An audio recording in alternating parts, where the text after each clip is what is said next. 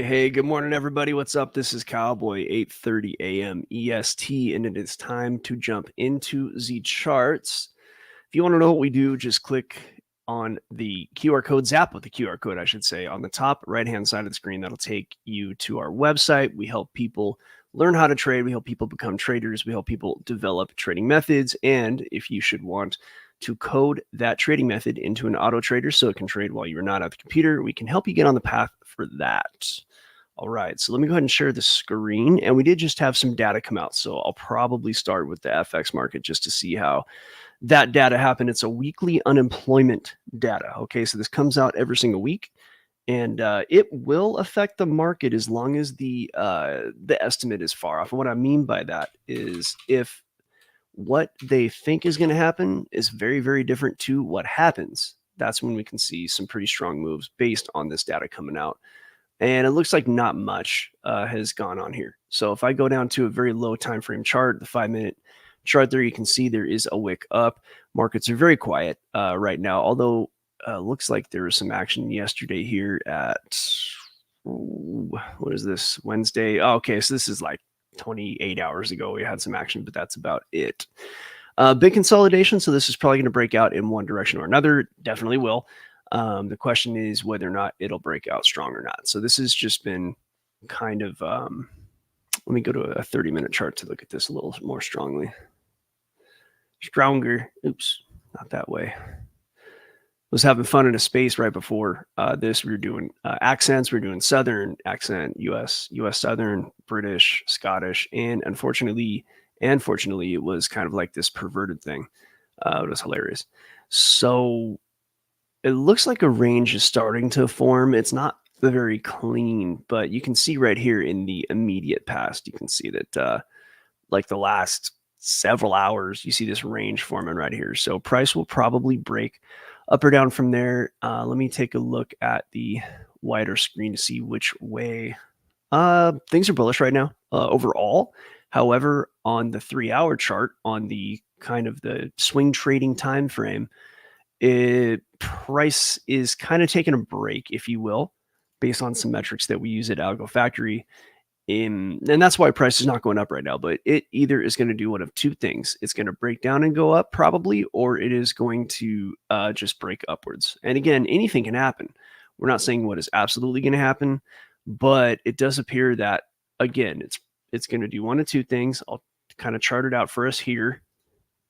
It's either going to range for a while and break upwards, or it may grab liquidity from the downside and then pop back up. Those are the two most likely paths out of other paths that could happen. So that's the euro for you. So let's go ahead and see what the data was. Thursday, USD unemployment claims. Let's refresh the screen. Okay, it looks like, yeah, there was a little bit more unemployment than expected. There was a medium impact event, the Philly Fed Manufacturing Index, which actually was well above of what was expected. So that could have tempered this unemployment data, which is why we're not really seeing much at all. As well, it's just the slowest time of the year for markets. You get these nice moves. So I'd say in general, trading FX right now, the best methodology I'm finding, because I was definitely having a hard time with setups this last week or two, is to look for consolidation breakouts. Because right now, with the market being as slow as it is, just in the summertime, and it's not always slow. We've been seeing actually, this has been a relatively exciting summer as summers go. But if you can see a consolidation forming, then looking for those breakouts is probably going to be the most profitable and realistic way to do this, right? So that's the euro. Let's move on to crypto. Let's look at Solana. Miko, morning. Good to have you in. Okay, Solana. Going to KuCoin here. Yeah, I was looking at Solana, and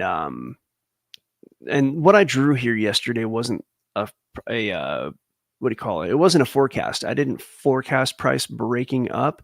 It was just a scenario among others. So this, I'm not saying it won't happen. It very well could. And as a matter of fact, what we see here on the daily is that Solana has broken up and actually pulled back to what looks to be a 382 retracement. So let's draw the fib. First, let's draw how I'm going to do the fib, do a little fib class.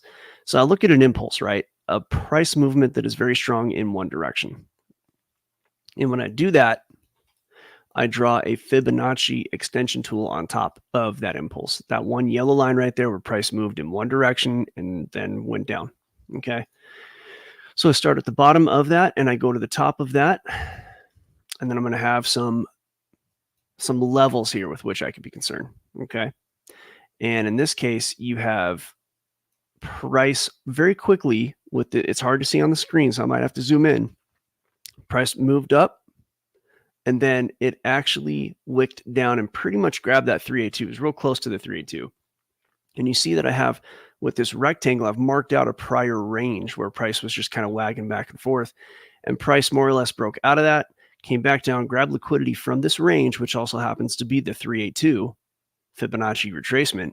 And now it looks as if it is going to head up. Now it may head up, may not. It might get rejected as it's been doing, because Solana has heard these continuous Solana has had these continuous rejections on a fairly straight line here, this descending trend line, if you will. And I don't really like to trade descending or ascending trend lines. I don't like the diagonals for trading, but they do tell a story for the price, right? And what the story is that the bulls are getting weaker while the bears are getting stronger. And the bulls are holding, right? The bulls continue to hold this $127 line. So every time price comes down to 127, the bulls push it back up. It's been happening. They're holding. But the problem with that is they're not advancing. It's always 127. And the bears, they keep getting deeper and deeper. They keep knocking it down sooner and sooner and sooner. And that means the bears are getting stronger. Now, a lot of that has to do with Bitcoin, not necessarily Solana itself. Solana at this point, much like many cryptos, are going to be following Bitcoin. So it's not necessarily reflective of the strength of Solana over time. It is reflective of Solana's inability to escape Bitcoin's gravity at the moment. So what we're looking for is whether or not Solana can break this trend line. And it's not a trade that I care to take because it's so close to that. If this trend line were not there, I would be interested in these upside targets. I would be interested in this like 170-ish, 180-ish, or even a little bit higher than that. Because I mean, I could take it from the top of this area. I actually did that earlier. But you know, either way, kind of like a 172, 182 area, or 170, 180 to be kind of safe. That's the trade I would like to take. And it's going to depend a lot on Bitcoin itself. Now, it's a little late to enter that trade because I would prefer to have caught it on this pullback, but I could still take the trade now. It'd still be maybe like a 2-to-1, which is great, but I'm just concerned that it's not going to be able to break the gravity of this, of this pull down, of this bulls advancing on the bears. So let's go ahead and take a look at Bitcoin so we can see if there is a chance. And we do have just enough time left to do that in the public live lab. So you can see how Solana's literally matching Bitcoin right now. Bitcoin's move up, really, Solana's move up is Bitcoin's move up. And you can see that I've done a Fibonacci tool just like I did on Solana. And you can see this 272 is up here roughly at 68,800. That's the Fibonacci extension.